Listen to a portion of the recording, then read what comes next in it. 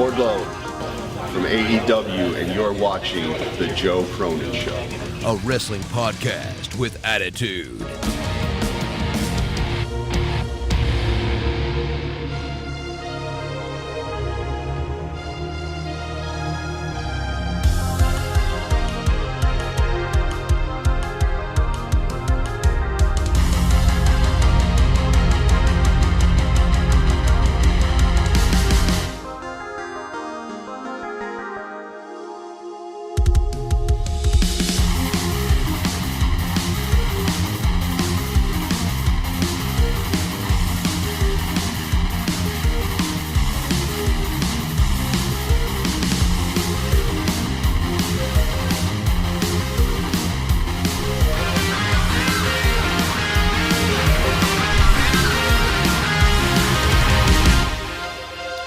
Welcome to the AEW review for April 21st, 2021.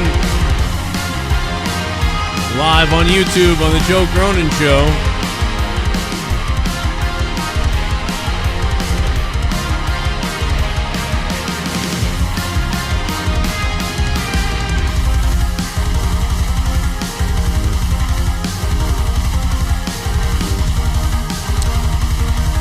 Well, I hope everybody's awake. Hope everybody had a good day today.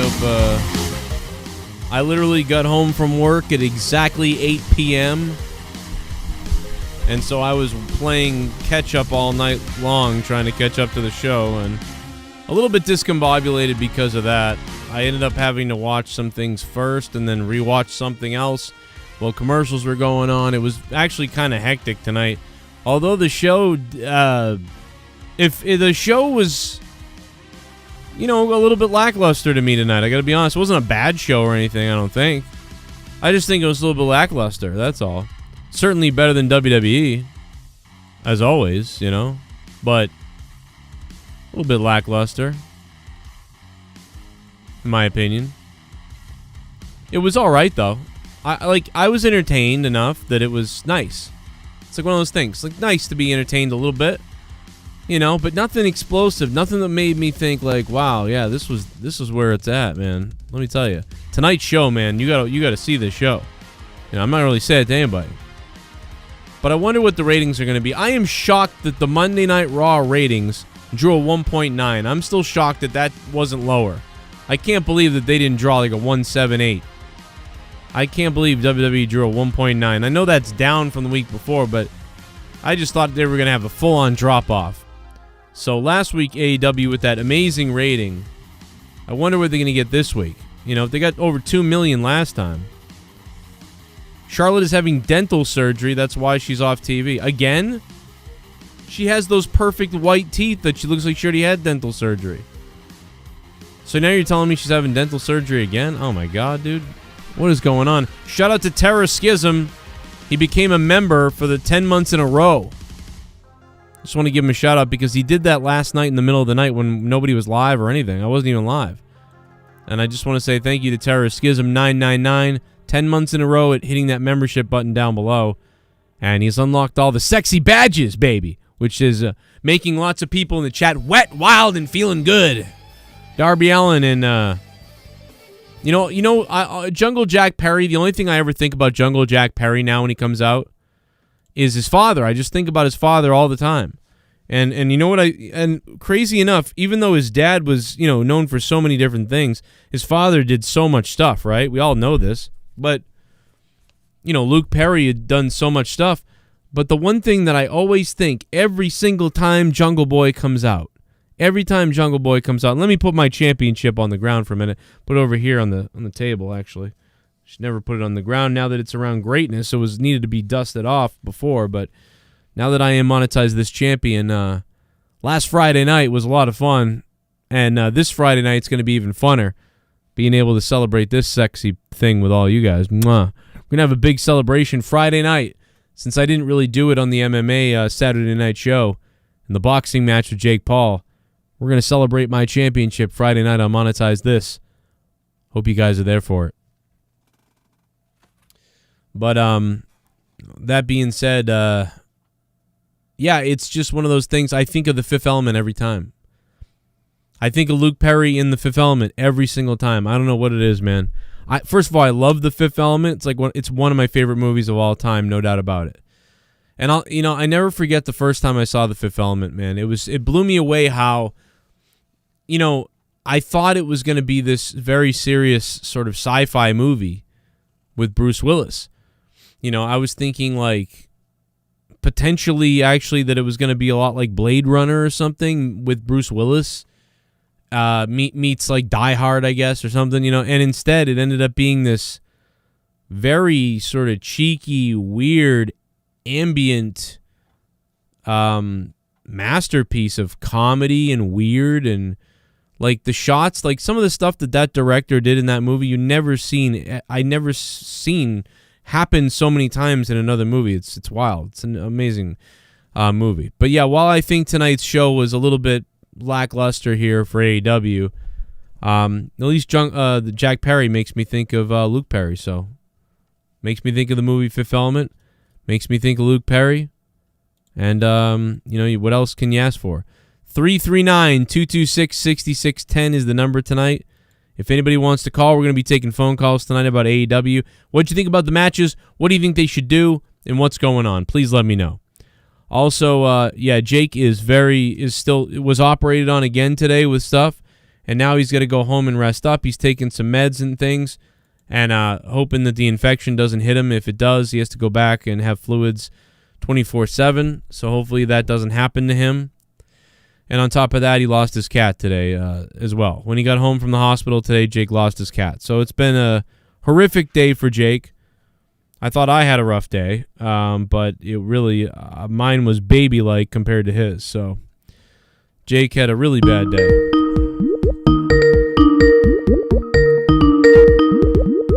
Oh my God, holy fuck. All right, let me just fix that so that doesn't happen again. I just turned on Skype and all the numbers are ringing. All the numbers are ringing. Let's go to the phones real quick. I want to see what the first caller says. What's up, brother?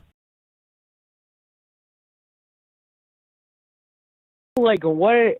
I know this is going to sound a little weird, but what are they doing with Sting? Why is he out every single week? He just doesn't seem important anymore, and they paid all this money for him. It's just so stupid. He just seems like an old fossil. Yeah, so might as well just not. I almost want. You almost feel like somebody. It's almost like there's a game going on backstage of like, how many times can we have Sting do anything? It doesn't matter, just as long as he gets out there, we get credit for it or something. It's very strange. I agree. This guy should be being saved at least once in a while, or at least every other week on TV. Every week he's got to do something. It's almost like they got to find something for him to do. It's like, why do they think they need to find something for him to do every single week? What was the point in what they did tonight? I know that he's with Darby. I get that's it. Maybe that's all it is. I mean, maybe we're ridiculous because he's with Darby, so I guess why wouldn't he be at ringside? I mean, what would we have said if Darby versus Jack Perry happened and Luchasaurus didn't stay at ringside and Sting wasn't at ringside? Would we be like, well, that's weird? Yeah, and also prayers up for Jake, man. Hope he gets through it.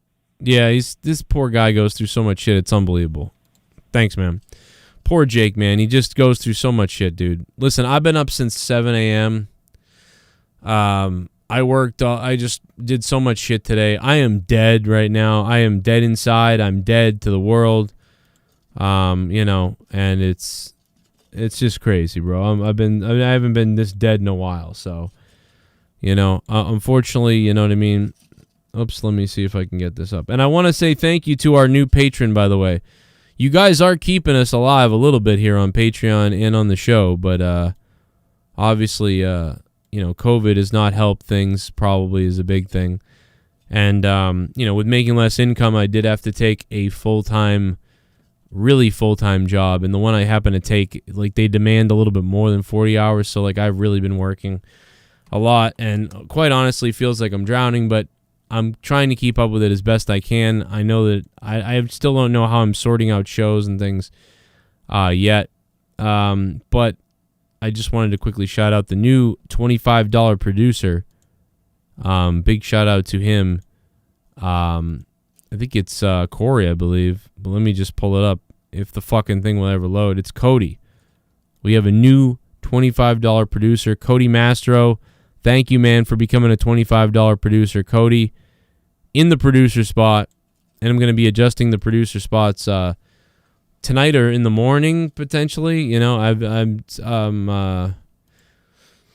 not really sure exactly. 901, hello.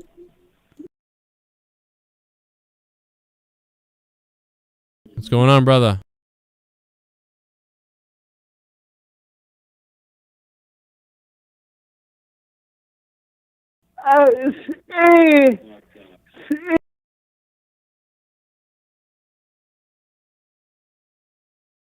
H2O, baby. I love it. I love you. Good shit. I don't know what's wrong with that phone, but something's wrong. I think it's Skype, man. My bad. But first we get a good look at everything. Hey, thank you for the call, man. Call back. We'll see if we can get you on the air again. I know you have trouble speaking with the cerebral palsy, but it's not you. It's something wrong with Skype. Just call back. We'll try to fix it. Ricky Starks with the hook versus Hangman Page to start this thing off tonight. Decent little opening. I didn't care too much about it. Hangman Page gets the submission as he should. Nice little forgettable opening to AEW. I just thought it was one of those kind of like generic openings. Let's open it up. I feel like Hangman Page is now really taking a step back in importance. He really just didn't feel important to me.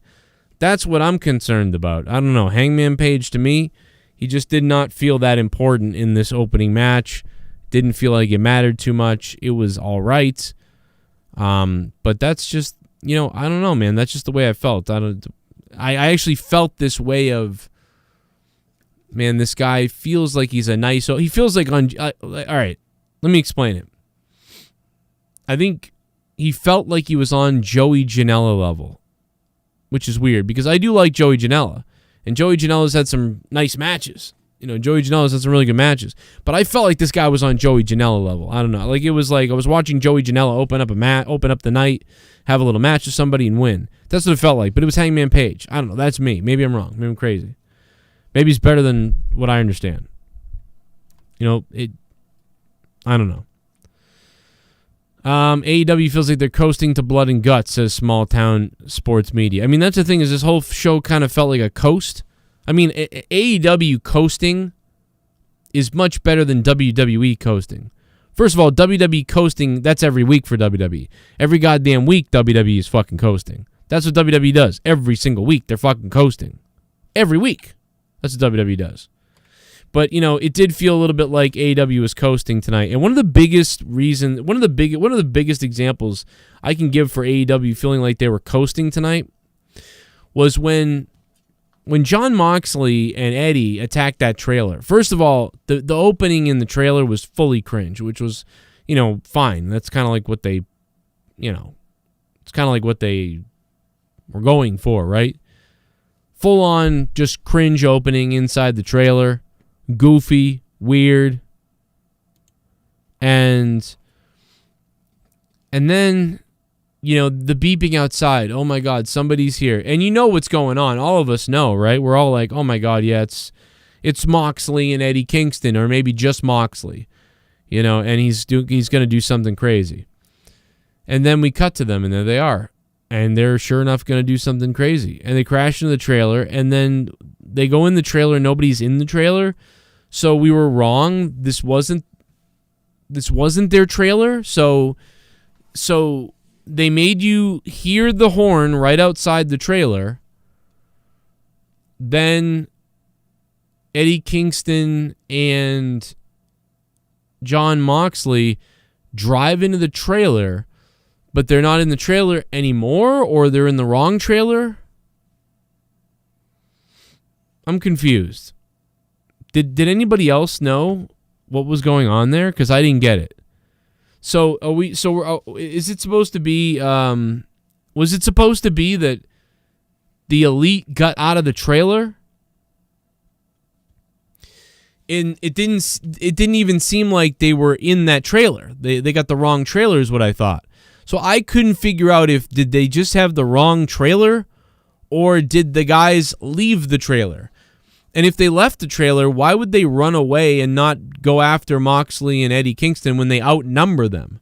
So I'm left to believe in my brain that Eddie Kingston and Jon Moxley hit the wrong trailer, even though it said The Elite. I mean, I was all kinds of fucking befuddled by this. I had no idea what was going on at this point. I'm like, what the fuck does this mean? Did they hit the wrong trailer? Did they run on the other side? They ran away? Why would they run away from two guys? One guy's crippled and the other guy's just one guy. There's like 5 of you. There's 6 or 5 of you. It was really bad. Like, I mean, I gotta tell you, I just thought that was really bad. Like, why didn't something happen? Why did GMTA say hi, Shell? Shell's not in here. Am I missing something? Do I not see her? I don't see her in here. She's probably listening, but she's really sick right now or whatever. She had some kind of eye thing. I mean, so basically, I just got to say that Jon Moxley thing was horrible. I liked where it was going, and then it completely just crashed and burned. It made no fucking sense. Why these guys wouldn't jump out of the trailer and beat up Moxley and his injured friend Eddie. Or Moxley and Eddie are morons and they got the wrong trailer. But then why did the Elite hear the horn of the car? I don't understand any of this. What I thought would have happened is you hear the horn. I mean, okay, so how I would have booked it, because this makes no sense to me. How I would have booked it is you hearing the horns, honk, honk, honk. The Elite looks outside, and the Elite, and you hear in the background somebody from the Elite, Matt Jackson, goes, hey, what's with the honking? I got my car parked out there. I got my Jaguar parked out there, or I got my whatever the fuck. I got my new car parked out there, man. What the fuck is someone beeping at? Don't let anybody crash into my shit. Don't let anybody scratch my car. It's out there. You know, something like that. And then they're like, no, nobody's near your car right now, it looks like, you know. And then you cut to his car, and they're looking out the window from their point of view. You get a point of view shot or something. Then you cut to the outside, and then there's the car, and then Matt Jackson's like, oh, yeah, anyway, boys, what do you think of her? Who's beeping then? Who the hell's beeping? Where's this coming from, man? We're cutting a promo. By the way, you like my car? Look at it, baby. See? Yeah, man. Yeah. Oh, you're so worried about your car, bro. I'm worried about the promo, all right? All right, we'll get back to it. And then just right as they do that, you cut to the outside, and a fucking truck just fucking bulldozes the fucking new car that they had set up earlier, and like, you're establishing shot of it and everything, and then just the fucking, or fucking even if Moxley just walks by and bashes it in with a bat, you know what I mean? And then they all flip out and they all go to run out of the trailer, and Moxley and Eddie Kingston drive away. And I think it'd be funny if while Moxley and Kingston are driving away, Kingston's holding the fucking mirror out the window or something. I don't know, but whatever, right? Or they want to fight, and Matt Jackson is like, I'm going to kill him, and then the whole Elite have to hold him back and be like, no, dude, this is what they want. They want us to go out there. This is what they want. He destroyed my freaking car. No, man, that's what they want. You can sue him. Whatever. Fuck, we'll sue him. We'll sue the shit out of him. Your insurance company will take care of it. They're going to sue him. We'll take care of it. And, Jackson's flipping. They're all flipping out inside and then, like, they're trying to keep Matt Jackson from leaving the fucking bus or whatever. And then there's Jon Moxley and Eddie Kingston are just breaking it up more with bats, and they're staring at him. What are you not? You're not going to come out? You're not going to come out and play? You don't want to play with us? Why don't they want to play with us? Come out and play with us. We'll put the bats down. Let fucking pop another window. Like, dude. And then maybe have the cops come and arrest him. I don't know. But all of that is better than what the fuck did we see? What did we see tonight out of that scene? I'm sorry. I love AEW, but we got to call this out. That was some WWE type of shit. What the fuck was that? I don't understand what I just saw. I don't know. But that was no good. I will say that. That was certainly no friggin' good. No doubt about it. And I don't know. I don't know what to say about it. But other than I did not understand that at all. Shit bum. I give a 6.5 tonight, which is the same I gave NXT last night. I'm slightly more invested in NXT at the moment, but AU has good things going too. I enjoyed both main events, giving the slight edge to last night's main event of O'Reilly versus Grimes. Yeah, you know, it's Pussy Lips McGee. Thank you, man. I think it is really close, and I think that some people are going to give. I think a lot of people are giving the edge to NXT this week. You know, a lot of times, you know, AEW usually wins over here, and which I understand, and I usually give it too. I don't know what to say about this, and I haven't gone back and watched NXT yet. I'm probably not going to be able to watch NXT till the weekend, so I won't even know until the weekend, man, because I got work at 6 or 7 a.m. I'll be up tomorrow, and then the next day, and then Saturday, and then monetize this Friday night. So, like, dude, I don't even know, bro. I probably won't be able to watch it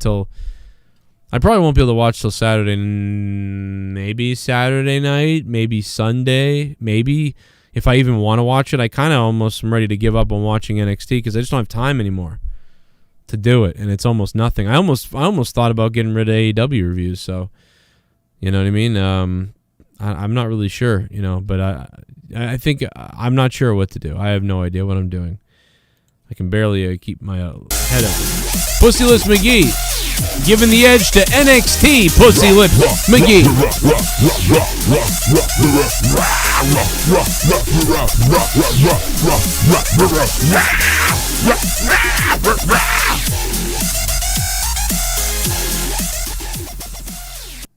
The past 30 hours since the Siobhan guilty verdict, much of the right-wing media has exposed themselves as the racist people they are.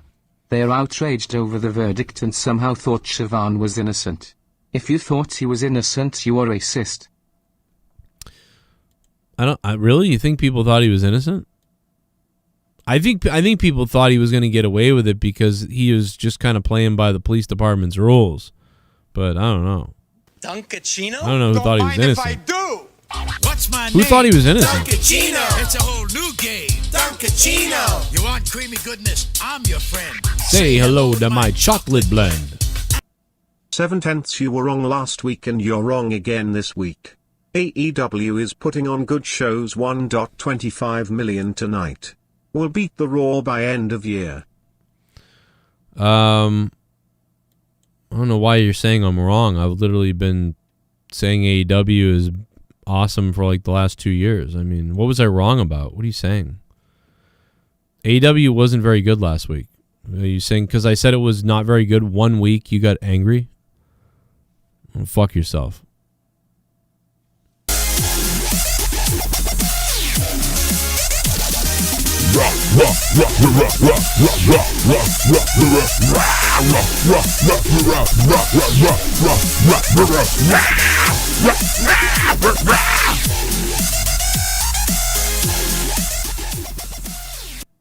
Hey Joe, not sure if you saw this from last night, but on Tucker Carlson's show he acted like a triggered baby and was outraged the jury found Siobhan guilty. Tucker had a guest on and immediately cut the guy's mic when the guest said the cop used excessive force. I saw that. That was kind of weird. He sort of like went crazy. Did you hear when he went crazy? I used to hate Tucker. I used to think he was a scumbag and a terrible person or whatever. But then I changed my mind and I started thinking he was entertaining. So I kind of like him. I kind of like him in a weird way. But I saw the clip of that and he really was kind of baby-like. It was funny. He was like, he like laughed. And then he hung up on the guy. All right, we're going to go now. He was like, we're going to get you off the air now. Or something like that. And he was like, it was, I don't know. I heard his laugh. It was like maniacally crazy. I heard that, bro. That was pretty wild. But you would think that Did you watch AEW tonight? I mean, what are we talking about? Hey Joe. Thanks, Did you though. hear about the protesting that was happening in the UK yesterday? What is this, a fucking Because of political this shitty show? soccer league they came up with. The UK has a more peaceful protesting than the US. They were just chanting. Why can't the US be like that? I don't know. Why can't... Have you ever looked at France and seen the people out in France that get, like, fucking beaten in the recent riots and stuff? I mean, have you seen all the people getting stabbed in the UK? Have you seen that? I don't know. Probably because the people in the United States are scumbags. We're the worst fucking people on the planet, bro. That's probably why. We should be killed. Thank you for the donation, which had nothing to do with AEW. Hey Joe, I have a couple questions. When are you going to do Corrupted that got skipped from Saturday, and when are you and Jake going to finish the Remembering WrestleMania podcast? Will you please try to do this? Do you know that Jake's in the fucking hospital? Are you fucking retarded? Are you like the dumbest fag fuck in the world? Are you literally the dumbest fuck ever? Have you not been paying attention that fucking Jake is in the hospital like every fucking day? Like, what kind of fucking crack cocaine are you on? How about this? You donate $50,000 to me, and I won't go to work every day in morning. And I can actually do my shows again the way we used to do it. How about that? How about that? And then maybe we can then take some of that money and we can donate it to a shaman who can like do some weird prayer thing so that Jake DeMarco doesn't have to be in the hospital every day. How about that? Maybe we can do that. Maybe we can donate that money to a shaman so Jake doesn't have to be in the fucking hospital every day so we could actually do the show. I mean, are you the dumbest fucking retard in the world that hasn't been paying attention to what's going on? Are you fucking living on a fucking other planet? You don't realize that I have to work 50 hours a week now at a different job? Are you like where do I find the time? Let's figure this out. Let's find this out. Where we can do Remembering WrestleMania at this point. Let's do the math right now. Let's pull up a notepad since nobody wants to talk about AEW and you want to talk about all this retarded other shit. Okay?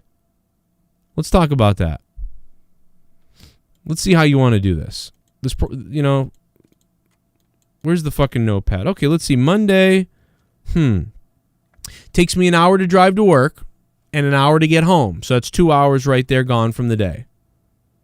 Back and forth. And then I have to drive places. So 2 hours. So let's take 2 hours away. Okay, so 9 a.m.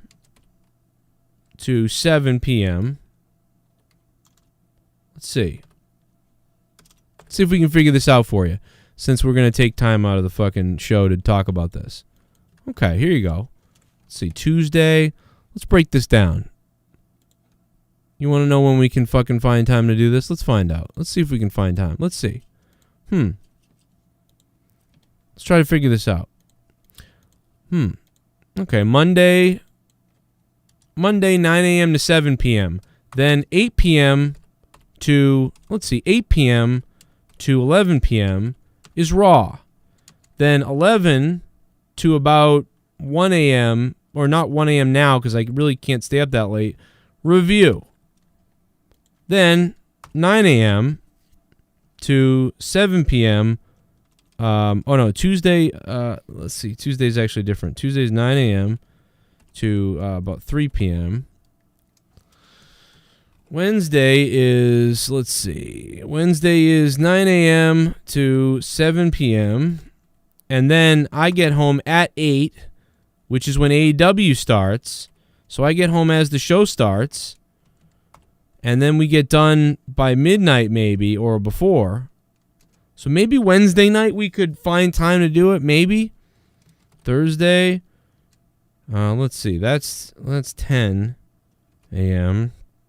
to 6 p.m. Friday, 9 a.m. to 7 p.m. Saturday, 10 a.m. to 6 p.m. Sunday off. So, let's see.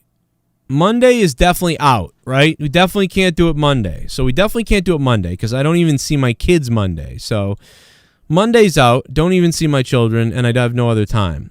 And I got to be up at 9 a.m. on a Tuesday, but I really got to be up at 7 a.m. in order to take a shower, brush my teeth, change the clothes, get out of the driveway by 8 o'clock because it takes an hour to get to work. So I'm actually up at 7 a.m. Tuesday, but I got to be at work at 9. Okay, so Tuesday is not going to really work. Maybe it will because I'll get home at like 4:30 with the traffic.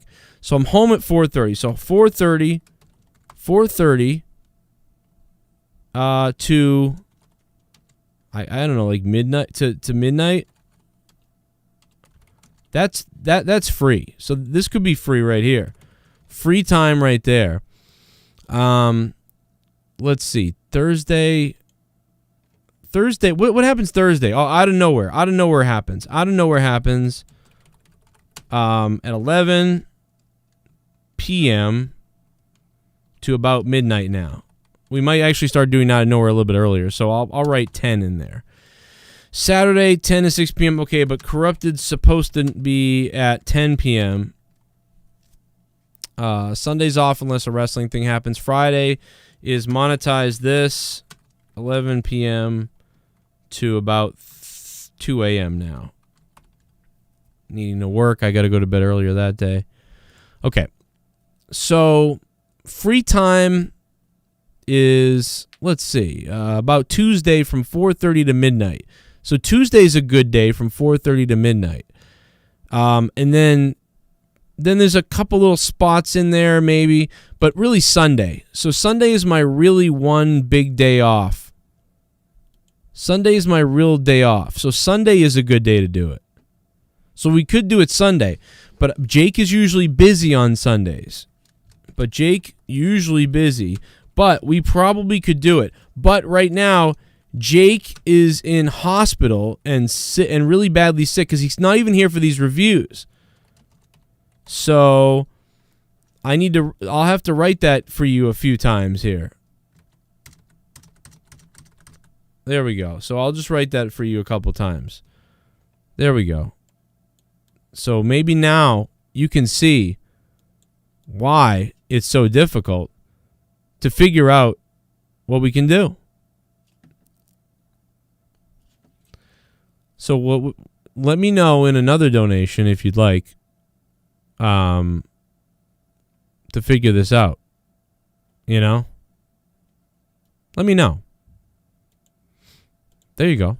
Let me know. Let me know when you come up with the time to doing this. When you would like me and Jake to record Remembering WrestleMania. I would love to know when you want to do this. You know what I'm saying?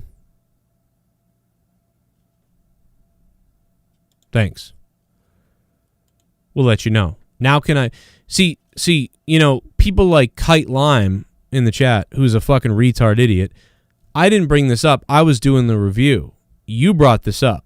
Essentially, the donations are like the co-host right now. Like, you say things so I can react to them. If you are gonna say things, Kite Lime. In fact, get the fuck out of here. You're done. So goodbye. So if you're gonna say retard things that are dumb as fuck, dumb retard things, you're gonna get Joe giving you dumb retard answers. Okay?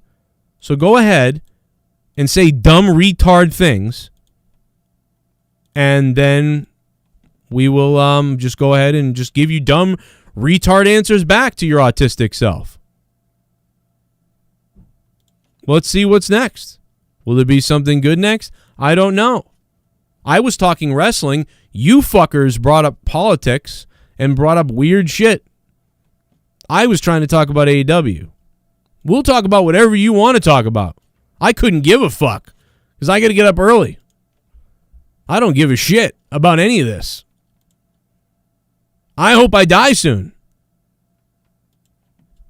Duncachino? Don't mind if I do.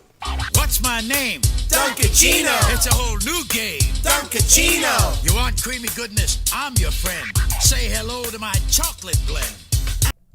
My wife said I can't watch you anymore cause you cuss too much. I said FUB now I'm in sleeping in my car. Do you think Jungle Boy should have won? Well, listen, tell your wife to stab herself in her cunt with a knife. Shane Fisher, thanks for the $5. No, I don't think Jungle Boy should have won. I mean, Darby Allin is the most prized possession in the middleweight division or in the mid-card division. This guy is the guy. And quite honestly, I don't know why these two guys are going up against each other at this point. You know what I mean? I would have Jungle Boy and the fucking dinosaur face continue their tag team matches. I don't understand this. What, because he got a song, now he's got to be a singles competitor all the time? I don't understand. I guess it's a good opponent for Darby. I mean, why not Scorpio Sky continue to be a singles guy? And why not have Scorpio Sky be a weird rivalry of Darby Allin and go into matches with him or something like that? Why don't we do that? You know? I don't know. Maybe. They could do that. They could easily do that, you know?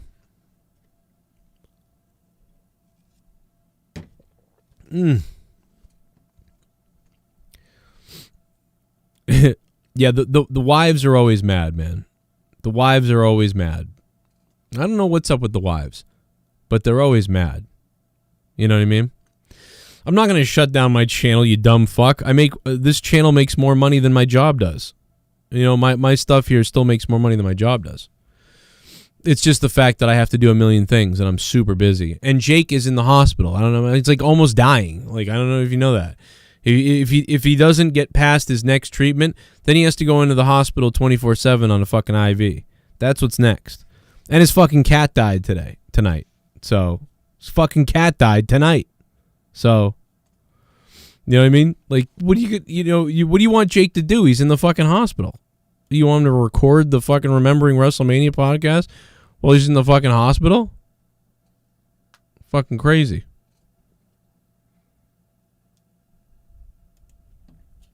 Shit bomb! You become a shit bomb. I'm gonna hack myself. Keep the politics out of my wrestling show or I'll make Tommy give you the Rikishi stink face. Speedy recovery to Jake and Shell. Thank you, Deftones. What's up, brother? Cheers, dude. What's going on? I mean, it's weird, man. Like, we start the AEW fucking podcast and people are just like bringing up politics left and right. Like, it's so weird. Bring that up on my fucking other show. Bring that up on my other show, bro. Shit bomb. Where are those donations during that show? Yeah, it was okay. I think they are gonna lose their edge because they don't have the direct competition anymore. Am I the only one that feels this? I feel that this show was nothing but filler. I give it a 6. I still enjoyed it, but it wasn't must-watch TV. Yeah, again, it was. This felt like cruise control. Nebbit the Jew. What up, Nebbit? Thanks for becoming a $5 shit bum, baby. Love you. It just feels like cruise control. I mean, again, it's better than WWE because AEW on cruise control is better than WWE on cruise control. So much better. 100%. But it's like, what were they doing tonight? I want to wheel down ramp and torture rack Sting. Nick Comoroto looks like the ass baby from an Elias Dutch Mantle and Berserker 3-way. Oh my God. Jungle Boy heel turn. Marco Stunt would knock out Ben Askren. DMX and George Floyd at a Popeyes in heaven. Oh, Mr. Pico Boulevard. Thank you for the $3, Mr. Pico. Wouldn't it be funny if Lex Luger... Dude. This actually happens to people. That's why it's fucking hilarious, man. But, dude, think about this. Think about fucking... You ever seen a guy in a wheelchair, like, roll in the wheelchair, and, like, then they go down a hill the wrong way, and they lose track of the guardrails with their hands, and they fuck up for a second, they uncontrollably start rolling for a bit? This is fucked up, but dude, imagine Lex Luger comes back for like one night to say, and which is weird because they never invite him anywhere. Other than signings, yeah, all over the comic book scene and stuff like that, but WWE never ever invites Lex Luger anywhere. I mean, is it because of the drug stuff back in the day, or is it really because of, you know, him leaving to WCW first or with Vince, or like, what's the deal with that? We never hear from Lex Luger. Never at all from Lex Luger. Almost anywhere. Never pops up, I don't think, anywhere, ever. Is it the drug stuff? Is it that he was a real bad guy at one point? I mean, I don't know. I don't know. Does anybody... I don't even know the answer to that. But imagine him coming down to the ring. You know what I mean? What up, Brandon? Whatever happened to the turkeys donation? It's still there, man. It's there. Just use the Streamlabs down below. He's like rolling down the ramp. He's like fucking like ushering himself down the ring, and he loses control, you know, and then he just like veers off and goes off the fucking stage like and fucking crashes. Oh, can you believe this? We never thought we'd see Lex Luger in the WWE again. But here he comes, Lex Luger, and he's going to be honored with a lifetime achievement. Oh my, oh my God. That wasn't supposed to, oh my God. He's like face down into the fucking lights that are on the ground and that move around and shit. He's just fucking face down, and his fucking wheels are still spinning on the side, and he's just like sort of like twitching like this to try to move out of the thing. I don't know, fucking dude, I'd die. Poor guy. Poor fucking Lex Luger. But Hangman Page, listen, back to my first point. Hangman Page's match, it really felt like it just felt like a run-of-the-mill opening match of nothing. It could have been Joey Janela doing that. It could have been almost anybody. Hangman Page is taking a step back, in my opinion. I don't know if you guys think that Hangman Page is taking a step back, but in my opinion, Hangman Page, am I having a stroke? Hangman Page, Adam Page is fucking taking a step back. Then Penta El Cero Miedo. And Alex, whatever that guy's name is, Abrahantes, I don't even know. Trent versus okay, first Alex comes out, and by the way, Alex is a guy who like, he's super cringy to me anyway. That guy cringes me the fuck out. First he comes out, he's super cringy and weirdly excited. Like, he's like overly excited. It's weird. I don't know what's going on. He's like, Penta said that I'm gonna, like, it's very fucking weird because, like, you know how normal and calm that guy normally is? Like, he's such a calm guy in real life. He's always like, hey guys, it's me, Alex, and I'm here to tell you about AEW. But now he's like, Penta says, and he's like got this weird fucking vibe about him that I don't really understand. And but it's weird and it's freaking me out, and I think it's weird. But then he actually to me, like, did a pretty good job. You know, I gotta say, the guy did a pretty good job with Penta, you know, and I know he's there for the language translation and whatever, but, you know, he's doing a pretty good job, kind of. I mean, he's very novice, I think. I don't think he's done anything like this. Maybe someone else knows if he's done this or not. I don't think he ever has. I think he's done the YouTube show that he had.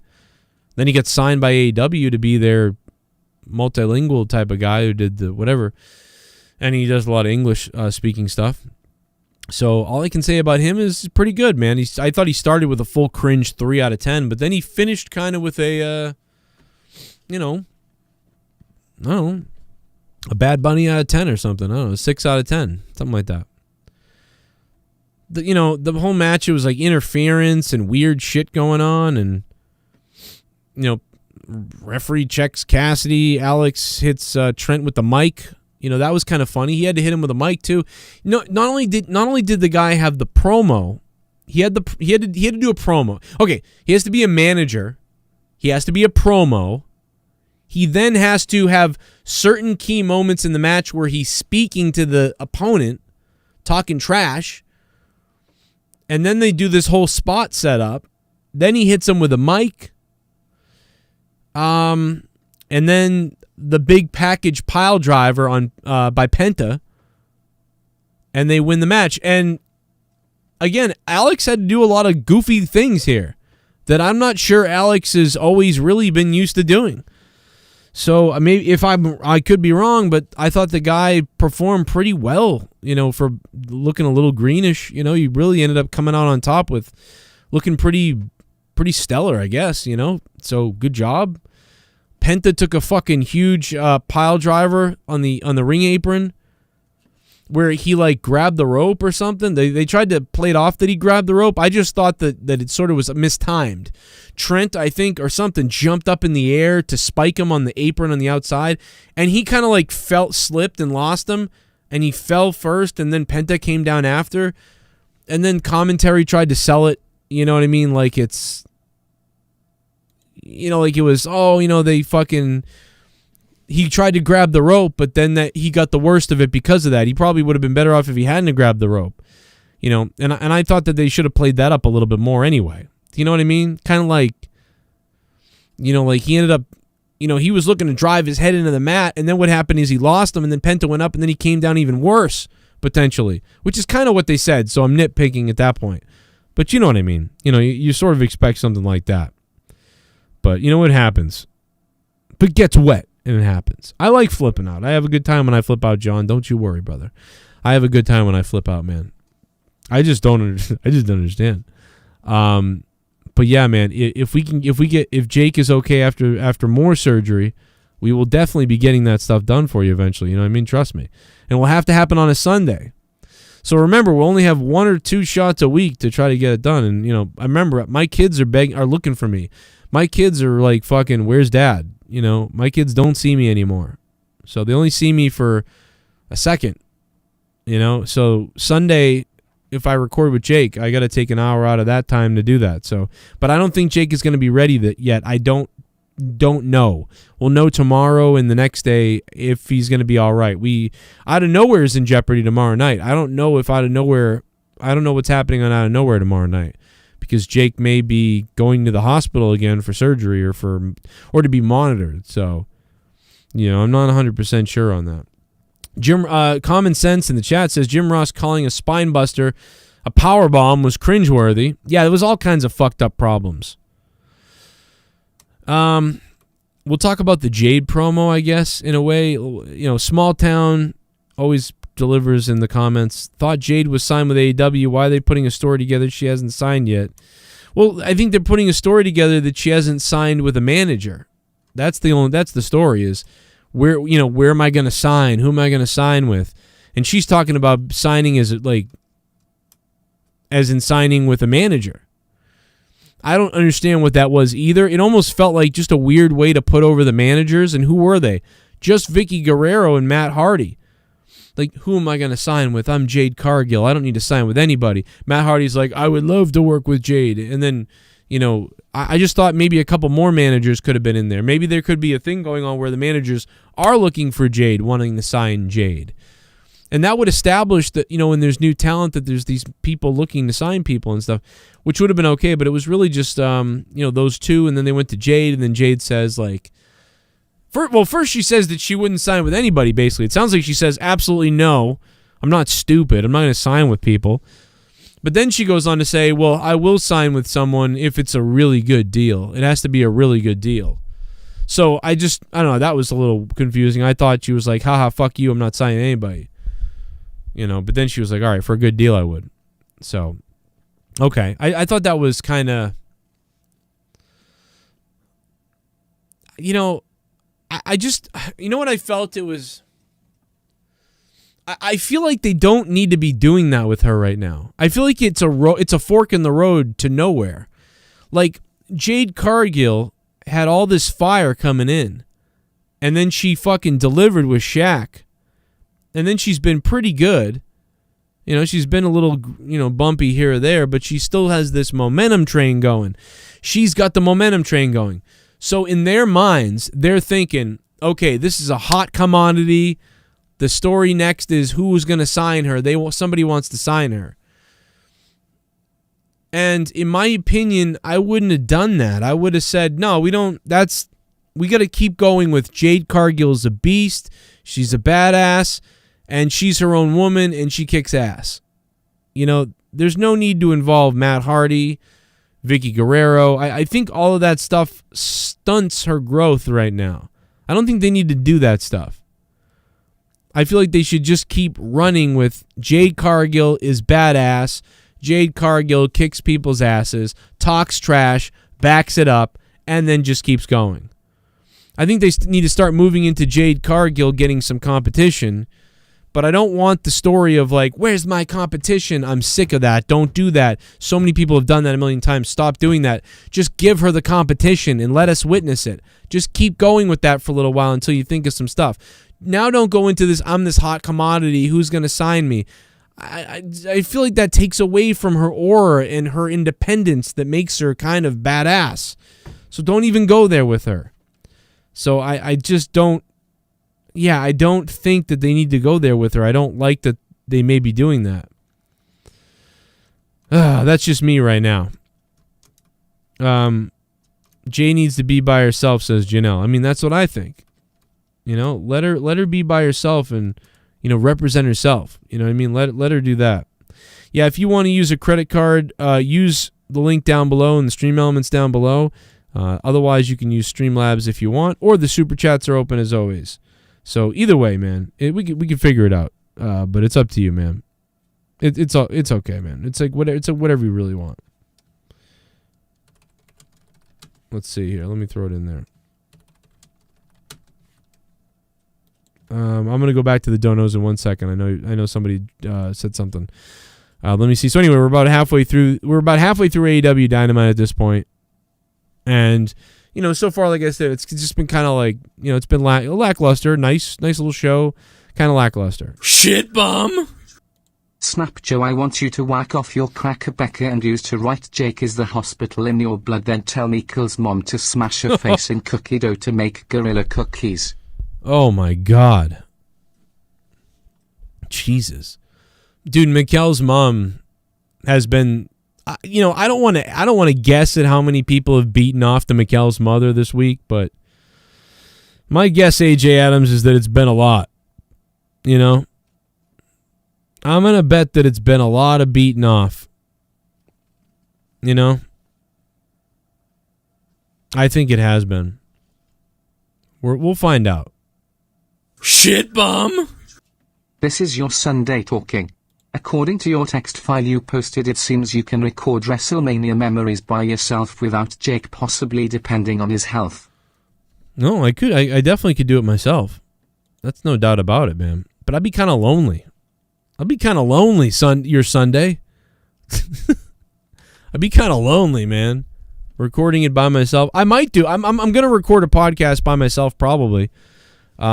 A lot more, you know, doing a lot more of the Morning Madness stuff than putting it up on Patreon, because I like doing that, and I think I have a lot more to say now because I've been out and about so much that I've got all these stories now where I didn't really have them before, you know. Smoke weed every day. DA Almighty with God is awesome show as always. Are you still better than WWE? Much love to you. JoJo is God of Wrestling. Happy 420 BTW MAGA. The Weed God. Shout out to the Weed God, Nikki J, man. What's up? Smoke up, Nikki. And by the way, Nikki J, Drew, and Casey is Raw put on a huge show that is going to get uploaded to the Patreon tonight, by the way. So, although we're still going to do Corrupted, they did do a long show. And we'll be getting that up on the Patreon tonight as well, that you guys can listen to up on the Patreon. And I'm putting it up there as soon as I end the show tonight. Politics. We'll see. Joe, I was wondering when you were going to get around to doing that podcast with Larry Funk.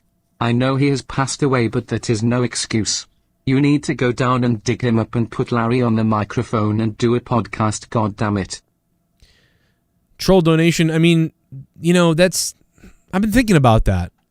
And I think if I get enough beer, if I can get enough beer and pour it on his grave, I believe we will summon enough power, enough energy, that he will be able to speak from beyond the grave to me in a podcast. So, you know something, troll donation, I got to be honest, that might actually work. I think we can get this to happen. And I think you're onto something. Duncachino? Don't mind if I do. What's my name? Duncachino. Ramon. It's a whole new game. Coronado. You want creamy goodness? I'm your friend. Say hello to my chocolate blend. I guess I shouldn't be expecting any new adult film releases from Jake. My prayers are with Jake and his family. Lex Luger, smiley face, lol.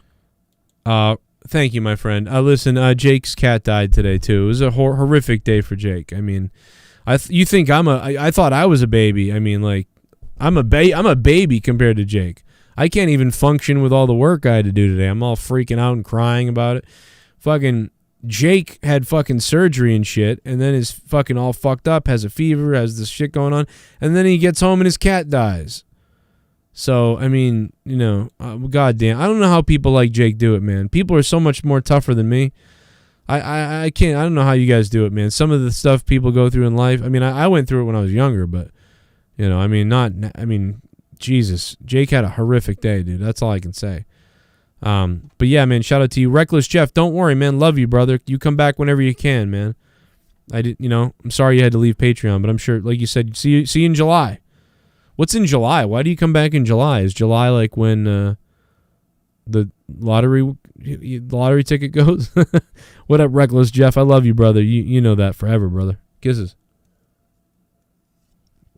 Love you, dude. You've been such a fucking amazing guy for a long time. So long here, dude. So long. I know that I'm half asleep and I'm dead, but I'd blow you if I was awake. Oh no, the pit bull blown in. Oh my god. I can't believe it's Joe Blonin. Would love to see you do something like Peter Griffin did on Family Guy. What grinds my gears, but call it something else. You know, I don't even know what that is. Lois, you know what grinds my gears? When I go outside and I masturbate in front of the fucking neighborhood. I don't know. I actually, you know, the one good thing about the world is that I barely ever saw Family Guy. I've only seen like 18 episodes of Family Guy ever, probably. Pitbull blown in. So the good news about that is, I have so much to watch because I like the show, but I just never got around to it. So now that's something I can binge at some point, right? So, but I don't know what you're talking about. That's the problem. I wish I knew what you were talking about, but I don't. Pitbull Blonin. Thank you, ma'am. As far as I thought MJF's promo was great tonight. Again, I love that they're all sitting on the stools. I don't know, something about them sitting on the fucking stools tonight was fucking hilarious. So, I don't know. And Wardlow talking like in the background, like MJF sitting they're all in the front, and they're like cutting to like they're shooting Wardlow from here, and he's like in the back, like, "I'll fuck you up." And MJF receives a silk scarf from whoever. I don't know, Wardlow opened it for him. And he was clearly annoyed because, like, the scarf, MJF always folds his scarves, like, perfectly, like, rectangular in this certain way, and then wears them or whatever. But goddamn fucking MJF, or Wardlow, pulled this thing out like a fucking blanket and just was like, fuck it, I just blanketed out everywhere and just fucked up the whole thing. And you could tell MJF was like, what the fuck, man? Now it's a goddamn rag around my neck. What the fuck do you do? And so then he had to wear it, and it didn't look the best because it was all fucking wrinkled everywhere. I just thought that was really funny. I took the fucking thing out of the box, and it was all nice. And if you just ripped the tags and then placed it around MJF's neck, it would have looked nice. But instead, he's like opening it and pulling it. Like, he did what I fucking do. I do that shit all the time, dude. I'm the guy at the store who pulls the fucking T-shirt out to try it, like look at it, and then I fuck it all up. Then I go, oh, I don't know how to fold this. Oh, and I just stuff it back in all shitty. And then some fucking Clint who works there comes by with one of those folding things. Actually, no, the women always know how to fold the T-shirts, just how they are. But the man, some dorky fucking 15-year-old guy comes over and goes, oh. Then he's got to take the folding thing to fold it up the right way to make it look neat. And he doesn't know how to do it. And he fucking hates his life like I did when I was working at Spencer's Gifts in the Dappy in Braintree, Massachusetts in 2006. And I used to get drunk during work and hit on goth girls that came in, and they would hit on me, and I'd go to parties, and then I'd suck whiskey out of their pussy hole. And then I realized this is why I go to work, to meet women in the mall, because my ex-girlfriend was breaking up with me at the time. And I was dressed in the mall in fishnets, and I remember I would run the store really well, and there was a big giant book that you had to fill out every single day. You had to fill out every single day, 3 times a day, how much money you made that day, and compare it to the year before. And if you weren't doing as well or close to as well as the year before, the district manager would come by and yell at you. and they would have a big conference call about why your sales are fucked and whatever. And you're like, well, you're not paying me commission, so who gives a shit? You're paying me $11 an hour. And it was such, and the job was actually not that bad. I kind of liked it at the time, 2006. I was young. And, but the worst thing about the job was that goddamn book and having to do the numbers every fucking day after 4 hours, pulling out the book and fucking running through the numbers. And you're like, why are we doing this? Why am I doing this? Like, I mean, sure, put some numbers in and go, hey, last year we were at $4,700. Now we're at $5,800. Cool. We're doing better than last year. That's cool. But instead you had to write it all out and write it and then send it away and do this big fuck. And meanwhile, people are in the store that you could be helping. But instead you're filling out this fucking math equation for no goddamn reason anyway. And then 3 years later, you go back to that store and you see somebody working there that you recognize. And you go, damn, you still work here? And then they go, yeah. And you're like, hey, how's the book doing? And then they go, oh, they got rid of the book years ago. And you go,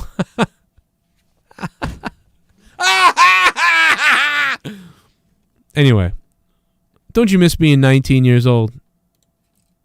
Who doesn't? Jake's Skate died from anal bleeding caused JDS raped the poor little bastard. Hope they burn the body cause it probably had cat AIDS. Damn that animal. Oh my god. Oh my god. AJ Adams, thanks for the $3, man. I hope to God that's... You said that, I didn't say that. You said that, I didn't say that. All right? You said that. 2006, $11 an hour. Yeah, well, okay, I was making $13 an hour. I was the manager at that point. Okay, I was the manager at that point. When I started there as an associate, I was making $9.75. Then they gave me a raise 2 months later, maybe an associate something or other. I don't know, I went from $9 to $10 to $11 to $13 when I became the assistant manager. I don't know. Anyway, so we've been through just about everything. We talked about Hangman Page's match. We talked about Penta. We talked about the MJF promo. There's a little bit more. Certainly seems like the AEW world is buzzing as we count down the days to Blood and Guts. Blood and Guts. With that in mind, Jim Ross on commentary tonight was a corpse. Recently, in the middle of the ring, Chris Jericho with the Inner Circle had some very fiery words to say. Many of them pointed out, not only all you guys, especially you, MJF. What's your reaction to Jericho's interview that we heard on Dynamite just a few weeks ago? I always love Jim Ross doing these type of interviews, though, because he just comes off so honest. He really comes off like he's genuinely asking these questions of people very well. It's always really well done, even though Jim Ross's commentary and the commentary team in AEW doesn't quite feel right. It feels still a little weird. I don't like it, but it's better than WWE and, whatever. I always got to say that because if you say how, the AEW commentary is a little bit weird, it's not right, it's a little bit off, don't really love it, but it's all right-ish, then someone in the chat always says, like, better than WWE? What do you like, WWE? What do you like, WWE? No, it's better than WWE, but it's still not right. But Jim Ross doing these interviews and these one-on-ones or these group interviews or whatever he's doing, these come off really pretty well, I think. It wasn't just an interview, Jim. I recall you called it the immortal promo, correct? The immortal promo. I mean, how great is it that MJF can play off some kind of grandiose fucking statement like that I don't remember hearing Jim Ross saying, but that's crazy. The immortal promo. Fucking hilarious. I love that MJF Shit this bomb. song. Great stuff. I like it when you break into a song out of nowhere. Would love to hear you sing Neil Diamond or Jim Reeves. I love you, Pitbull Blonin. My throat can't handle it, and by the way, I'll tell you why. I tried singing. In fact, Pitbull Blonin, you're the top donator tonight, brother. You're the top dog. I gotta give it to you. Brother. Pitbull Blonin. Is this not working? What is going on? Pitbull Blonin, keeping the show alive, brother. Thank you, dude. What will we do without psychos like you, baby? What would I do without you, Pitbull Blonin? I'll be your Pitbull, Joe. Thank you, Pitbull Blonin. $10. Much appreciated, brother. I was trying to sing something earlier tonight while I was trying to record something for Monetize This Friday night, and I was unable to do it. I mean, I'm a terrible singer anyway, but I mean, I can't physically do it. You can hear it. I don't have a lot of pressure in my voice right now. I was doing a lot of speaking today, and maybe I think I blew my voice out really badly again. So I can't do that, or I really would love to do it for you later, but I can't. But I'll keep it in mind for next time. Okay, brother? You know how bad it hurts me not to do something that somebody asked to do. It bothers me. Okay? The last time I said no to something someone asked me to do, this man, Samuel Santers, wanted me to rob a KFC and then give it to everybody at the homeless shelter. And I said, now why would I want to go and rob a KFC and then give it to everybody at the homeless shelter? And he said, because it'd be a good thing to do. It'd be a good deed. It'd be like Robin Hood, robbing from the rich and giving to the poor, said this man, guy that I never met. So just kept saying his name over and over again. That's how I know it. And I said, well, it just sounds like a risky thing I don't want to do. Now maybe you do it. Maybe you can go rob the KFC. Maybe you could go up there and order about, 10 buckets of the jumbo chicken butt the fuck. And then you just grab them all and run out of there. What are they going to do? And drop them off in the fucking homeless shelter. And then turn around, and if the cops are out there, take the arrest. What are they going to go in and take all the chicken away from the homeless people? What kind of heartless sons of bitches would do that? So, maybe you go do that. Well, I don't want to do that. And I'm trying to figure out what his motive was. I said, well, what's your motive? Are you homeless? Do you owe a lot of people their food or something and you wanted this to be delivered? He said, no, it'd just be the right thing to do. He goes, I make a good living. I make about, he goes, I make $50,000 a year, but I can just tell that you're the type of guy that could pull this off. And he looks at me and says this. And I say, this sounds like the pitch of robbing a bank, not robbing a KFC. Now, could I rob a McDonald's? I mean, why does it have to be a KFC? He goes, man, because I'll tell you what, the homeless people, they love chicken. And it's better for them than that shit in McDonald's. And then he proceeded to tell me about all the peptides, neosides, PBAs, and cancer carcinogens inside of a chicken nugget meal at McDonald's. And I said, damn, my friend, you know a lot about McDonald's. If only you knew this much about robbing a store, you could execute the plan. And he said, listen, I don't know a whole lot about robbing stores, but I can tell right now that you look like somebody who could rob a store really well. And I think you could pull it off, and I think you could feed the homeless today. You may go to jail for a little bit, but have you ever done anything illegal in your life? And I said, well, no, not really. Have you ever gotten in trouble for anything or gone to jail? And I said, well, no, I haven't. No, I've never been arrested or anything like that. He goes, that's perfect. You're 34 years old, okay? Well, at the time I was 34. I know I'm 36 now. I'm 34. He goes, you're 34 years old. You get in front of a judge and you tell the judge, listen, out of nowhere that day, I felt a strong urge to feed homeless people that were crying, smelly, and malnourished. And you couldn't help yourself. And that's why you went into a KFC and decided to do this. I knew it was wrong, but I almost felt like God told me to do it. God said, it doesn't matter what happens to you. All that matters is what happens to them and their bellies, that their bellies are full. And that for about 15 minutes on that day, you made all these homeless people who hadn't eaten a meal the happiest people in the world. You gave them a feeling they hadn't experienced in a long time. And he said, I think the judge is going to let you off because you've never committed a crime in your life. At least he lets you off with a small fine, or you have to pay the KFC bill or something like that. But that's a small price to pay, And after all this deliberation with this weird guy who was talking to me like he was some kind of fucked up guardian angel person, I finally just said to him, dude, why don't we just pay for the meals? And he goes, that's not the point. The point is that I just did about 17 pounds of crack right now. And everything I just said, I don't remember. And oh yeah! Oh yeah!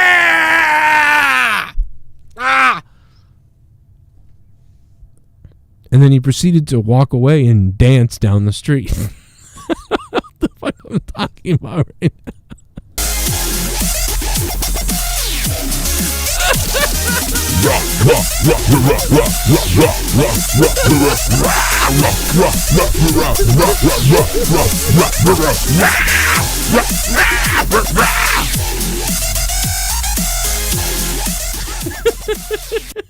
AEW possibly touring again starting in July. They came to the Austin Arena here in Texas just before COVID, so hoping I can see a show soon. Most people are on Dark or Elevation this week, which limits the main show maybe. I kinda wanna fuck Statlander. Yeah, it's Deftones, thank you for the $4. It's Deftones. It's weird how much AEW films all this non-Dynamite shit.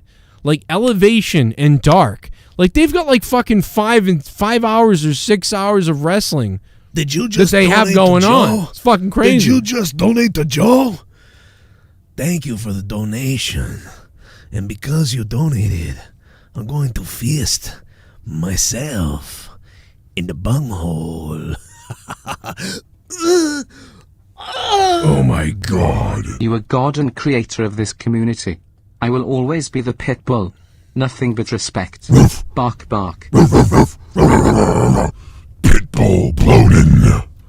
Oh my God, Pitbull Bloatin' has sparked my life with a $20 drop. What up, Pitbull? Thanks, man. I know you're always lurking in the shadows somewhere, man. Good to hear from you. And thank you for supporting me, man. I know you're a fucking weirdo fuck sometimes, which you might be, but I appreciate it. What's up, Pitbull? Man, shout out. Who would think that Pitbull Bloatin' would be the top dog tonight? But it makes sense with all the barking, right? It's fucking weird. Pitbull Bloatin', there is the new $32 Ryback donation, just saying. Look at Cody Rhodes right here. He's determined right there on his face. But so, what do we miss tonight? Oh, yeah, so the promo. A little bit more of this. He certainly did. He certainly said, did. This was fucking hilarious. That it's silk season, Max. Watch him unfold this. Just fuck up this whole thing right here. It's hilarious. See, it's just, oh God. I love it. I'll take it from here. He fucking unfolded it into a blanket. MJF tried to save it. He's like, I'll take it from here. I'll take it. Oh, and he like unfolds it into the whole blanket. And now MJF has to try to roll it back up the right way. Wardlow, what are you doing, Wardlow? Come on, Wardlow. Shit bum. Come on. Joe, keep your head up. You work hard at everything you do. I heard AEW Blood and Guts is only 2 hours and one match for the whole 2 hours. Have you heard this? What? Wait a minute. I heard AEW Blood and Guts is only 2 hours. You know what? I have heard that. And you know what? I think it's real. I think it's 100%. I think it's 100% going to be one match is going to be long. I don't know if it's going to be an hour or 45 minutes or something, but one match is going to be super long. I think you're right. I think that's right. And yeah, it's going to be, I think it's going to be a Dynamite, right? It's going to be like on Dynamite. It's going to be like a special event or whatever they normally do. Shout out to Welsh. Thanks, Welsh. I think you're right, which I'm kind of okay with. I mean, it's something different, so I don't mind those different things that can go on like that. But going back to the other donation from before, somebody said, what the hell did you... Oh, yeah, about AEW traveling. I almost skipped over that. Who was it? Deftones? He said AEW touring. Yeah, I'm not exactly excited right now to get out yet from the COVID slumber. I mean, I am out working now in front of people and stuff, and I'm a little worried. And like, dude, listen, I got mad anxiety, so... I've got anxiety now every day about being out there. Like, I'm going to bring it home and get my kid killed or something. So that doesn't make me feel good. It doesn't make me feel good that I don't have a lot of time to do all the stuff here on the channel that I want to do. No, I took down my own Twitter account. I'll be back on Twitter at some point, but I just couldn't deal with it. So I just took my own Twitter down for a little while. And so, I mean... I think the tour is good for the states and the people that want to get out there. If people want to come out to the shows, you know, at this point, as long as their state isn't in a situation where the hospitals are in an emergency situation, I feel like as long as the hospitals aren't in an emergency situation of capacity, then events and stuff should be okay to go on. So, you know, go for it, I guess. I mean, I would be much more happy with AEW, though, just being able to put on shows with their own crowds in Florida.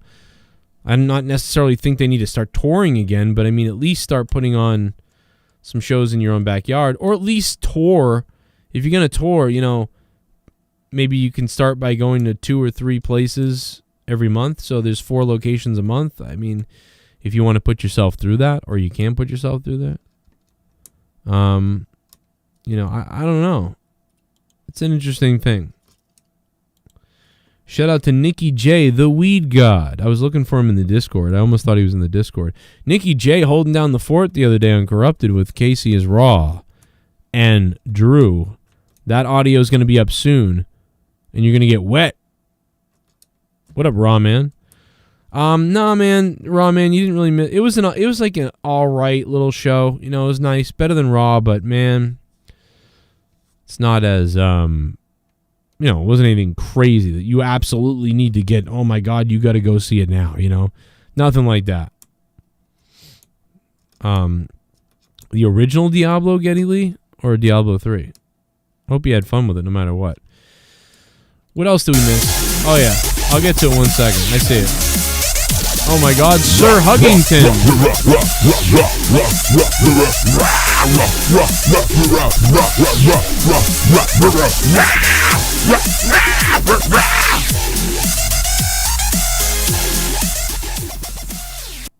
I barely remember what happened on this 5/10 show.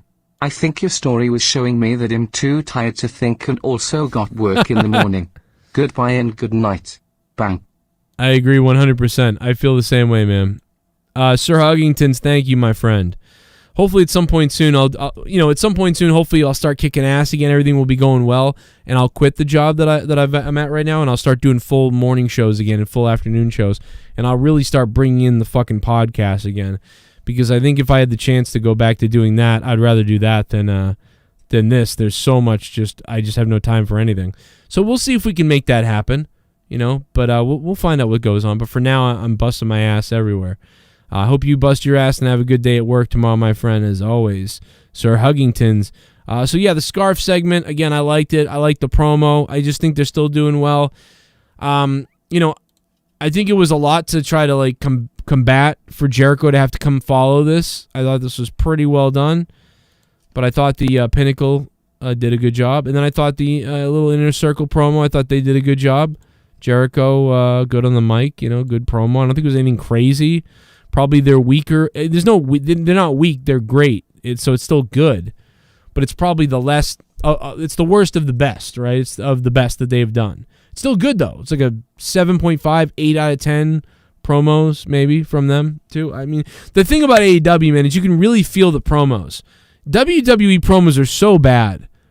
I can really feel the promos. Even though we already talked about this, the fact that Eddie Kingston and Jon Moxley attacking the trailer made no sense at all. You know, were they in the trailer? Did they leave the trailer? Why didn't they fight them? Why didn't they beat them up? Why didn't they show them getting hurt? And then I gave you my idea what they should have done earlier tonight in the review, which is I think they should have done that. But whatever the fuck, what are you going to do? Hikaru Shida versus Tay Conti in a all-right match. One of Conti's better matches I've seen so far. Shida just wins by pinfall, though, again.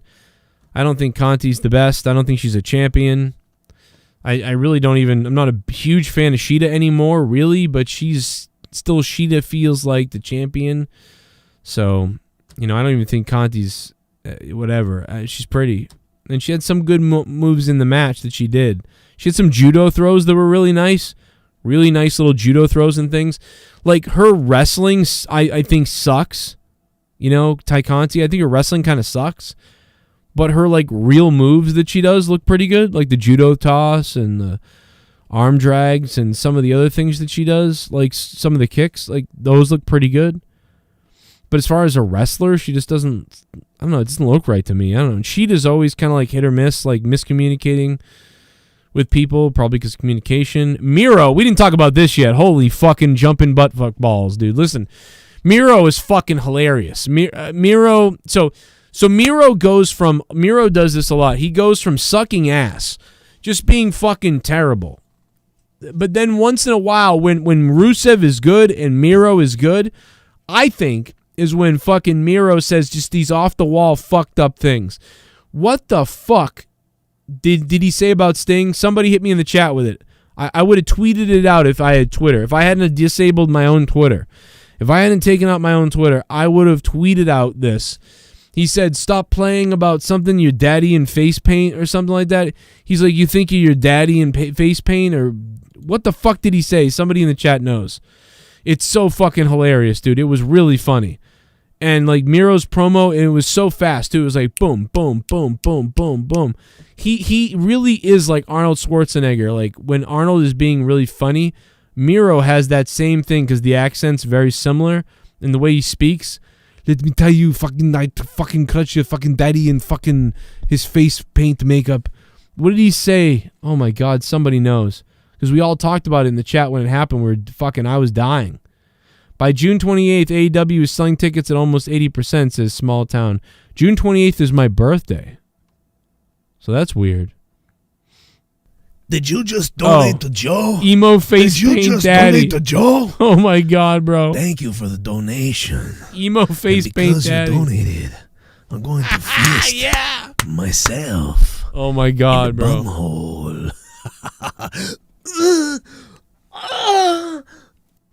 This dog is barking tonight. AEW sucked in my opinion. Too many pussy AEW fans who can't admit it's similar to WWE. Forever in Blue Jeans by Neil Diamond, you could rock that in my opinion. Hell of a song. It's a hell of a song. Pitbull, the Pitbull, bloating. Man, Pitbull bloating, I love you, brother. Thanks for stopping by tonight. $50 coming in tonight from Pitbull bloating, making me feel like my life is worth something again. Thank you, man. I wish my voice wasn't so fucked up, dude. I'd rip that for you. Maybe monetize this, I'll do it. I'll think about the song, and then I'll make sure my voice is good. And I'll do it, I'll monetize this Friday night. And I will make sure to reference dedicated to you, my Pitbull, that I will tongue. Man, me, you, and your wife could have some kind of fuck fest, let me tell you. Darby's emo paint face daddy. Oh my God, Deftones. Darby's emo face paint daddy. Dude. Hey, I got to give a big shout out, man. I think we've covered just about everything on AEW, but I got to give a big shout out to Cody Mastro for becoming a $25 producer patron. God knows we need that. And we got a good amount of you guys up there. So thank you for that, man. Now's the time. Sign up on Patreon, patreon.com/Joe Cronin Show. And I'll be putting up that podcast with Drew Casey and Nikki J, the Weed God, a little bit later. So look for that. Pitbull Bloating is the top dog. And let's see if I missed something else. The Jericho promo, listen to a little bit of that here. You become... Break some of that down right now. The Soundwave 92. Solid night, but nothing special. 6/10 Starby vs. Jungle Boy wasn't bad, but thought the promos with MJF or Jericho were great. Also wishing the best for you, man, but Jake is going through a rough time, so send him some love, guys. Yeah, man, Jake is going through some fucked up times, and that guy just wanted, he really is a powerhouse, he's so powerhouse that I don't even know when he's, because I'll be like, yo, what are you doing? What do you want to do? You want to do something? Blah, blah. And he'll just send me pictures from the hospital and be like, yep, I'm having this done now. I'm fucked. So the guy is amazing, man. Thank you, Soundwave 92, for that big drop, man. Soundwave 92 is now the top dog. He just took over Pitbull Bloating spot. Fucking crazy. Thank you, man. You guys are beasts. Yeah, let's play a little bit of this Jericho here. Fashion parlay. Discuss battle plans, but here's my battle plan for you, MJF. I don't have to wait till next week. I want to say this really kind so you can hear me. At Blood and Guts, MJF, I am going to beat the living hell out of you. You understand me? And if you think that's a line from drama class Oliver Twist, think again, because we are crazier than you, and you know it. And like I said, the worst is yet. That's the best line, dude. That's the best line right there. Because we are crazier than you. Or whatever. To come, because we are crazier than you, and you know it. And you know it. And like I said, the worst is yet to come. May 5th at Blood and Guts. And God help you, he better own your soul. Because on May 5th at Blood and Guts, the Inner Circle owns your ass. I wish Jericho had said something about that scarf, though, because we just saw that promo.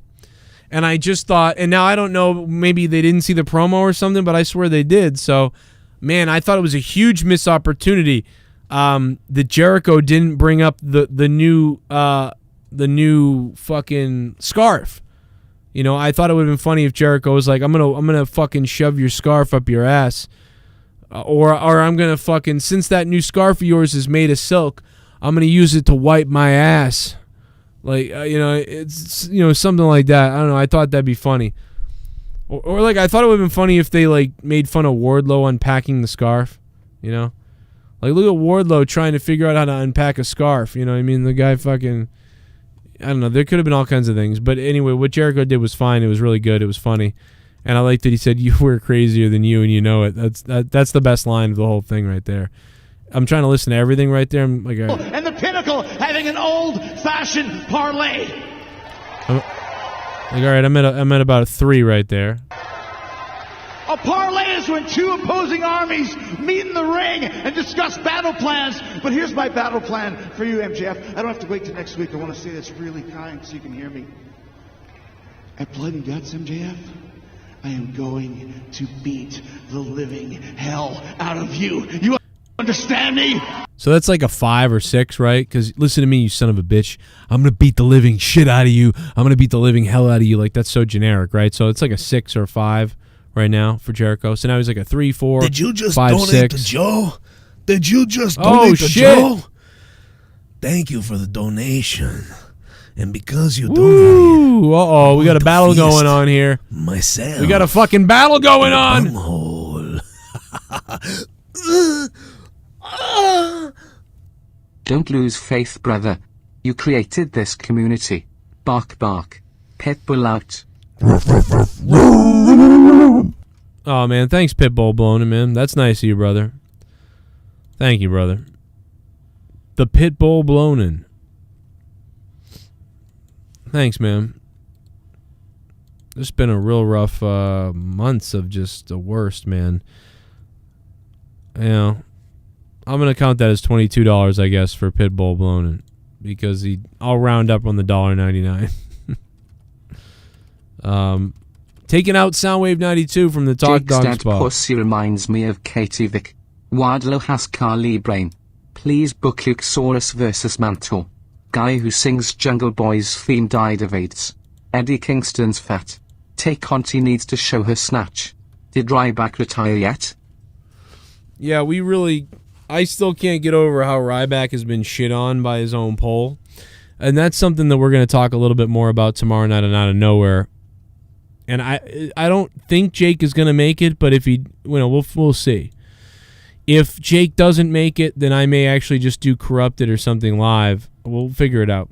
Mr. Pico, thank you for the $3. But yeah, let's continue with this Jericho thing. So I'm at a 3, 4, 5. Now I'm at like a 5, out of 10 promo.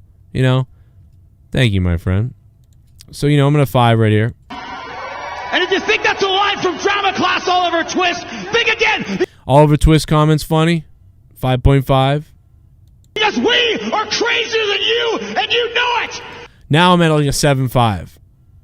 All right, I got to go to a 7.5 right there, because we are crazier than you, and you know it is a great line, and it's fucking hilarious. So 7.5 on that one. And like I said, the worst is yet to come. May 5th at Blood and Guts, and God help you, he better own your soul, because on May 5th at Blood and Guts, the Inner Circle owns your ass. So that was a pretty good finish there. So it got better and better as it went on. Not the greatest thing ever. Just nice. Very nice. Nice promo. I like it. So overall, nice promo. 7 out of 10. From both groups. Wardlow trying to unfold the scarf is still fucking hilarious to me. Billy Gunn looked amazing tonight as always. I mean, for his age and everything. I mean, this guy should have been a world champion. Billy Gunn should have been a goddamn world champion somewhere. He's fucking unbelievable. Him and QT had a nice, kind of a traditional wrestling match, if whatever that means. Thought it was nice. it ended in complete fuck off. But, you know, the chair breaking over the new guy's head, I thought was pretty awesome. And he just absorbed it and he went, ah. But then fucking JR and them sold it stupid.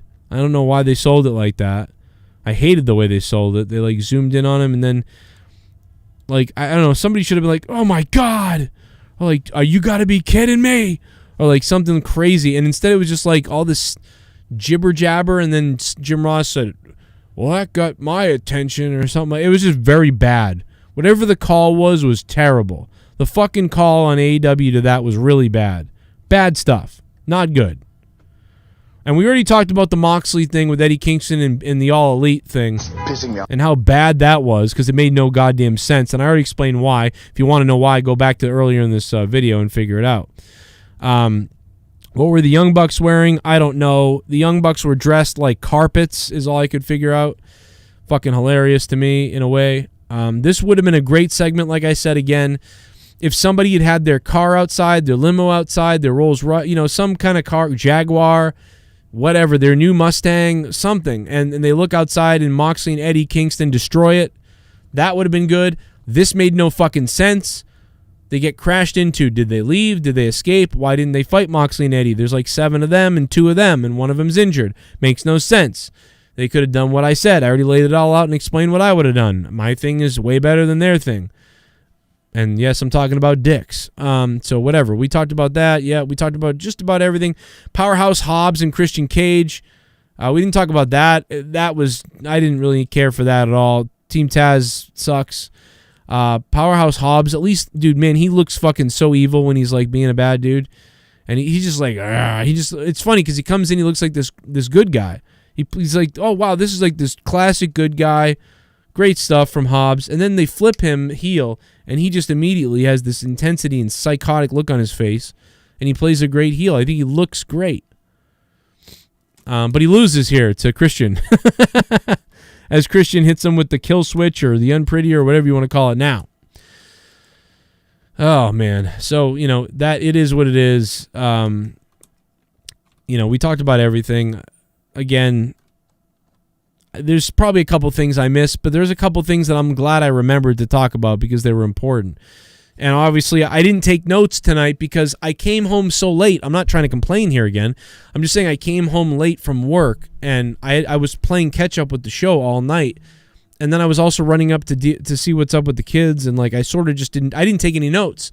And normally when there's no Jake, I take notes, because when there's no Jake, I have to take notes, because back in the day when I used to do these shows by myself all the time, and I didn't have a co-host. What the fuck is that vibrating? And I didn't have a co-host, I would always take notes. That way when I started my show, I'd be like, all right, here's my notes. I know what I'm talking about there. These little nuances that I wanted to remember. And I just didn't get to do that tonight. But luckily we got most of them remembered. I think I went back and caught just about everything that I thought. There may have been a few little things that I missed. You know, it can't be helped. But I think I got pretty much everything out of the way of what I wanted to say. We talked about the Jade Cargill thing. Yeah, we really got everything out of the way. We're going to talk about next week's show in just a second. Darby Allin retains. We already talked about that for the most part, too. Let's go ahead and talk about next week in just a second here. Duncachino? Don't mind if I do. Brian Owens. What's my name? Duncachino. It's a whole new game. Duncachino. You want creamy goodness? I'm your friend. Say hello to my chocolate blend. AU was 6 out 10, but surprised not much promotion for Omega versus Swan on Sunday. Yeah, Brian, you know what? I completely forgot about that. That's a great point. They really didn't promote the big match Sunday night. Maybe they don't need to anymore. Maybe they're past that, but it really did feel a little bit. That's a great point. I didn't think about that at all. That felt a little bit lackluster, I got to be honest. I thought maybe, though, it was because I wasn't 100% paying attention, and I was fast-forwarding through commercials. I thought maybe I missed something, so maybe, I guess not, though. You know, so I guess... Shit bomb! Oh, shit. You become a shit bomb. Sometimes I love this community so much. Everybody has their bad times, but we get through in the end. Also, I died laughing when I saw the Impact ad that played in picture-in-picture for Omega vs. Rich Swann. Oh my God, there you go. There it is. They played it in picture-in-picture. That's why I missed it. I was probably fast-forwarding. Soundwave 92 takes over Blown in spot again. Thank you, Soundwave. Shit, that's what I fucking missed. That's what it was. That's fucking funny. Thank you to Pitbull Blown and Soundwave 92 for carrying my spirits tonight. Love you guys. Thank you guys very much. And everybody who signed up on Patreon, thank you as well, man. Thank you guys for keeping the shows rolling. And even when I'm tired as fuck. And shout out to the trolls and the politic people with the donations earlier in the night, which is totally fine, by the way. I was just having some fun with them. Just kind of funny. Like, what the hell was that about? What was I going to do? Okay, so they played it in picture-in-picture. Yeah, that's kind of a snub, isn't it? That's kind of a snub to play it during the picture-in-picture. You know, what the fuck?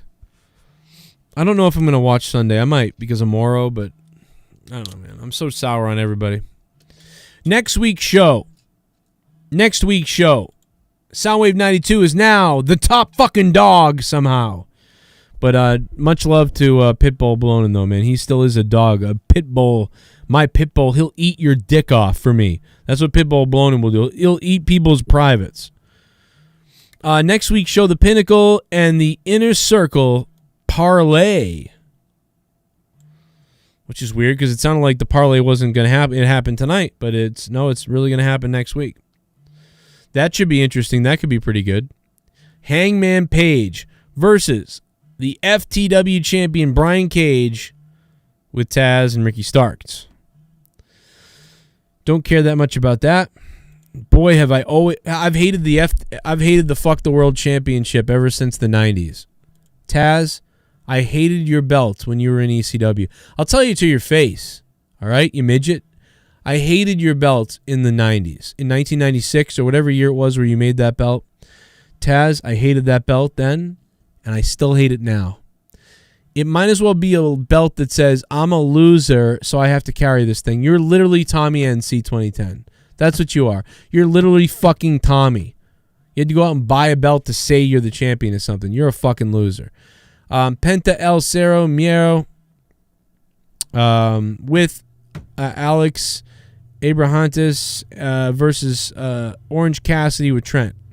So we're going to get basically the same exact fucking thing, except they're switching from Trent to Orange Cassidy. So this week, Orange Cassidy will get to fight Penta. Okay. I mean, it was kind of nice tonight, so like that could be all right. You know, that's not so bad. Building off of this week. We'll see. Chris Statlander or Chris Alien fucking from another dimension fuckface. With Orange Cassidy versus... Why does everybody have to be with somebody? With Penelope Ford... Or versus Penelope Ford with Kip Sabian. Okay. Penelope Ford is getting back into the ring. So that's interesting. Chris Statlander. I don't have high expectations for that. So if that can be anything above a 6, I will be hugely surprised and give a big thumbs up. AEW World Tag Team Champions, the Young Bucks, versus Matt Sydal. Oh, Matt and Mike Sydal. Title Eliminator match. What does that mean? Why are the Young Bucks... Well, you know, whatever. That's a whole nother thing. I almost don't care about that match. I can't believe I'm saying this. I almost don't care at all about that match, yet that's got the titles involved in it. I don't know. And then the Nightmare Family, Billy Gunn, Dustin Rhodes, and Lee Johnson versus The Factory, QT Marshall, Nick Camarado, and Aaron Solo, and Anthony Ogugu. Gaga. Okay. That'll be interesting. And then Darby Allin with Sting versus Jungle Boy with Luchasaurus. Again, for the AEW TNT Championship. Again?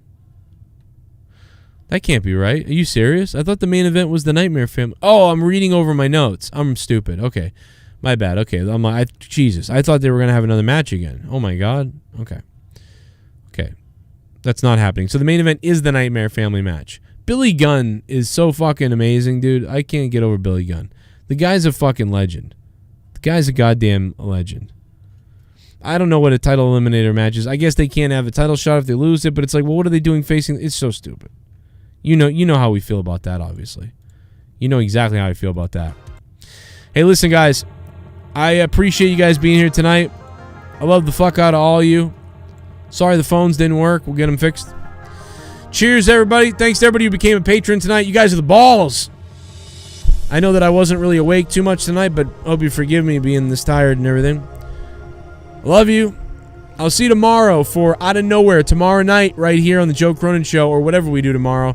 Jake may not be able to make it. He may not be able to make it at all. I mean, he's got a lot of shit going on. Give him some love on Twitter. I took down my own Twitter, so it's gone. It's down right now. Want to get a hold of me? Hit me up on email, Patreon, or Instagram if you really want, but probably Patreon's the best. Shout out to all you guys. Leave a comment, leave a like if you'd like. I'm going to drink some H2O. Pussy style. Oh, boy.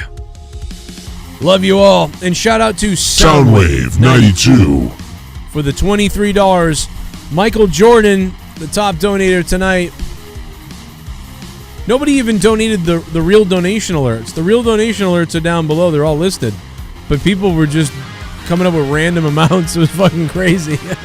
You guys are wild. I'll see you tomorrow. Also, side shout out to Blonin for dropping all those and creating a little war with him in Soundwave 92. Soundwave 92 and Blonin on fire. And I'll see you guys tomorrow.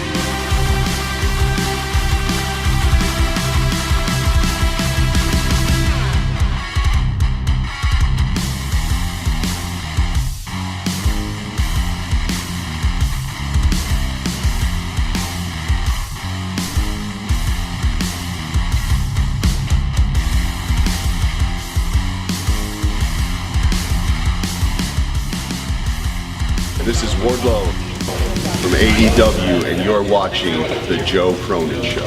A wrestling podcast with attitude.